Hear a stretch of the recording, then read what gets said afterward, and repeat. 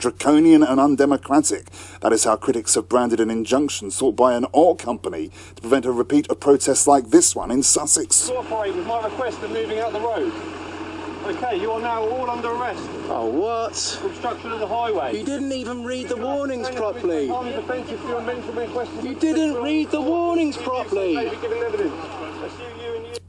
That was from video footage of protesters, including 85-year-old Aileen Owen Davis, arrested last summer while taking part in a demonstration outside the Broadford Bridge site in Billingshurst, owned by UK Oil and Gas. Well, today, UKOG goes to the High Court to prevent campaigners from mounting protests that it says would unlawfully interfere with its operations or economic interests. Well, UKOG wouldn't speak to us this morning, but say that recent incidents have compelled them to take this serious legal action. On the line is Jane Mote, who's from the World Action Group. She's one of those who'll be fighting the injunction in court. Good morning to you. Hello, good morning. Good morning. Why do you feel so strongly about this?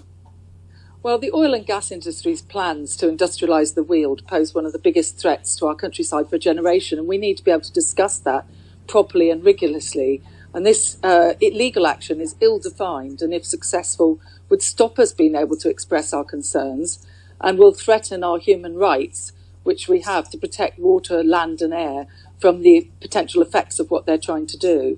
That is what you're trying to protect. UKOG, and in their statement, and as I say, they wouldn't come on the programme this morning, but they say what they're trying to do is protect its supply chain and landlords from threats and unlawful conduct from activists. What would you say to that?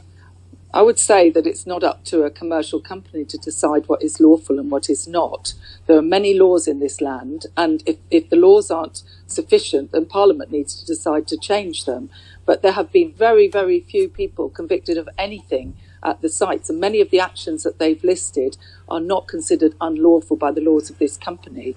The terminology of this proposed injunction is so vague and subjective. They say that anything that affects their economic interests, even when people lawfully gather, and they use the word lawful, would fall foul of this injunction. So that pretty much covers anything that any campaign group would ever want to do, including even me talking to you now. But Jane, they're saying they're fully supportive of people's democratic right to lawful and peaceful protests, but they're also saying, look, we run a business and we need to be able to run that business efficiently and also safely for our members of staff. There's no risk to anybody, and they're sugarcoating what is a very, very dangerous piece of proposed legislation, which will really straitjacket our right as human beings to protect our land, air and water, and also a freedom of speech. This goes way beyond their activities or the needs for this site, and that's why so many human rights lawyers and people like Bianca Jagger, who's a human rights campaigner, will be at court today. Bianca, when I was speaking to her recently, was saying, you know, rather than vilifying people who are trying to have a legitimate protest, they should be celebrating the fact that people care enough to stand up for the environment at a very critical time for us here, particularly in the south of England. All right, Jane, just finally, obviously you don't want them to be successful, but do you think they will be?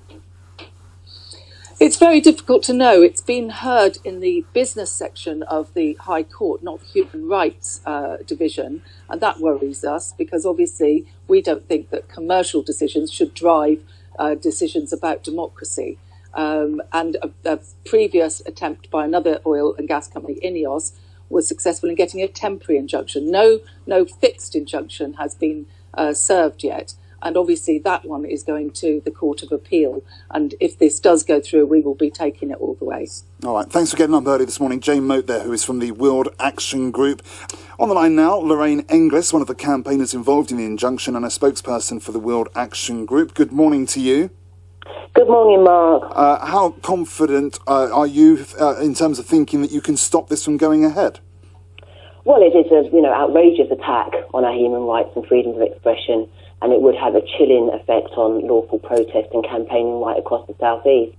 So, yeah, we hold out a lot of hope. UKOG CEO Stephen Sanderson is on record, and I quote, this kind of oil deposit very much depends on being able to drill your wells almost back to back. And they have admitted that their plan is to industrialise our landscape. So our campaign groups must remain free to raise awareness of this threat. Really annoyingly, UKOG haven't come onto this programme this morning, which is always frustrating when we don't get the other side and the other point of view. They declined to come on, but they gave us a statement. Part of that statement then that they've given us, Lorraine, says recent incidents have compelled UKOG to take this serious legal action to protect its supply chain and landlords from threats and unlawful conduct from activists who are intent on preventing us from going about our lawful business. Do they have a point? Because actually, their business is lawful. You might not agree or like what they're wanting to do, but they are running a lawful business. But it's just completely unacceptable that they are including lawful activities such as taking photographs, gathering outside sites, and lobbying contractors to be included with this scope of injunction. It's just unacceptable. Let's bring in Keith Taylor, who is the Green MEP for the South East. Good morning to you, Keith Taylor. Do they have your backing here? Yes, of course they do. Yes, and good morning. This is UKOG's law. They decided the British law isn't good enough for them, and so they ask for the measure of judgment in this injunction to be anything which is economically damaging to them. Well, I would quickly suggest that really the point is we've got laws that go perfectly well enough now. There's illegal activity and there's legal activity. What they're seeking to do... Oh, typically, we've just lost Keith right at the crucial moment there. We have still got Lorraine. Lorraine, public highways, though, are being blocked, aren't they, by campaigners? But we've already been shown by the courts that slow walking in lorries is lawful. As Keith was saying, this country already has criminal law to deal with unlawful activities, and UKOG or any other oil company should not be permitted to use their wealth in defining what is legal in this country and what is not in terms of peaceful protest. This junction will be fiercely resisted.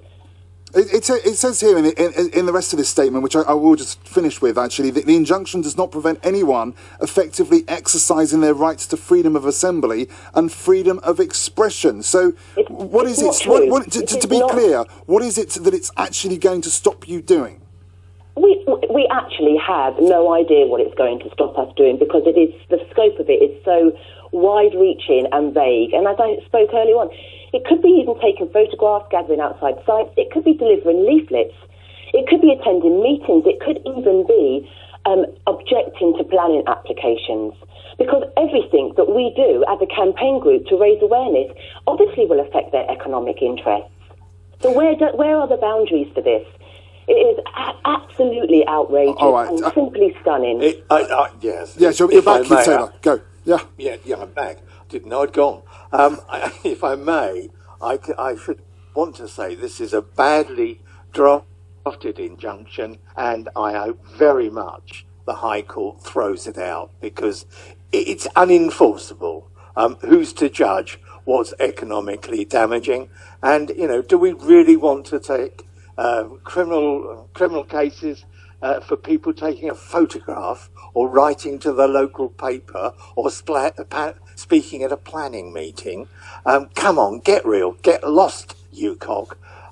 The community doesn't want you. The environment certainly doesn't need you. All right, thank you both very much indeed. We will watch this space with interest. Keith Taylor, the Green MEP for the South East, and Lorraine Inglis as well, one of those campaigners and a spokesperson for the World Action Group.